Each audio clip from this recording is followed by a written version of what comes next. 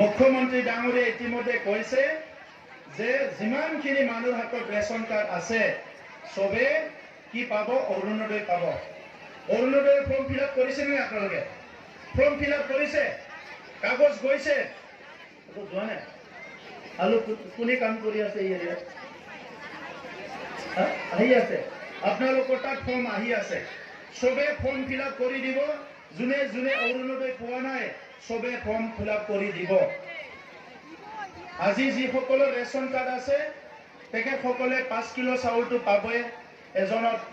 আৰু আনপিনেদি এই যাৰ ৰেচন কাৰ্ড আছে ইহঁতৰ ঘৰত যদি কোনোবা বয়সস্থ মানুহ বিয়োগ হয়, কোনোবা যদি মৃত্যু হয়, এই মানুহৰ নামত 2 লাখ টকা পাব।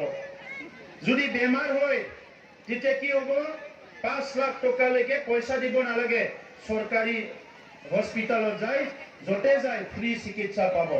5 লাখ টকালৈকে চাউল পালে, আপুনি ইন্স্যুৰেন্স পালে, 5 লাখ টকাৰ কি পালে? 5 লাখ টকাৰ কি পালে? বেমাৰ হলে চিকিৎসা পালে, হয়নে? ইমানখিনি সুবিধা আৰু লগতে অৰুণোদয়ও পালে। অৰুণোদয় 4,500 টকা আপোনালোকে মাহে মাহে পালে। এই সুবিধাখিনি পাবলৈ গৈ আছে। কিমানখিনি মানুহৰ ঘৰ নাই, PMIৰ ঘৰ নাপাওঁ, কিমান আছে? হাত উঠাওক। ঘৰ নাই, এতিয়া শুনক বাইদেউ, শুনক, কথাটো শুনক। আপুনি মানে ঘৰ নাই বুলি আৰু বেলেগ চিন্তা কৰে ন, কথাটো শুনক। মই এতিয়া সেলফ হেল্প গ্ৰুপ আছে নে নাই? হাত উঠাওক। সেলফ হেল্প গ্ৰুপ, এইবাৰ যোনে যোনে সেলফ হেল্প গ্ৰুপ আছে, সেলফ হেল্প গ্ৰুপৰ বাইদেউসকলে নিজে নিজে নিজৰ ঘৰ লাগে বুলি জিঅ' টেকিং কৰিব পাৰিব। নিজে নিজে চৰকাৰী সুবিধা দিছে। আৰু কোনো দালালি ধৰিব নালাগে।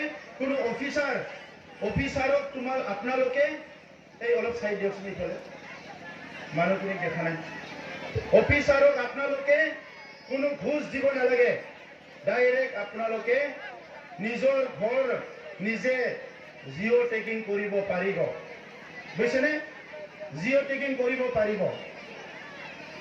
ঘৰ লাগে নে নালাগে? আপোনালোক ঘৰ লাগে নে নালাগে? তেনেহ'লে কথাটো শুনি লওক। বুজি পাইছে নে নাই মই কোৱাটো? কি বুজি পাইছে? কোনোবা এজন বুজাই দিয়কচোন।